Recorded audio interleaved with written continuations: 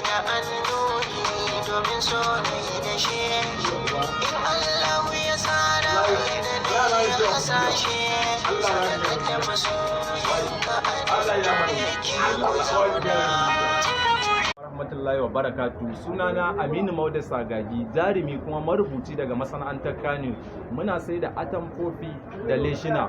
Idan kuna so za ku iya tuntuɓa ta a lamba ta WhatsApp ko kuma ku kira ni a lambar 07067608321 ma'ana 07067608321.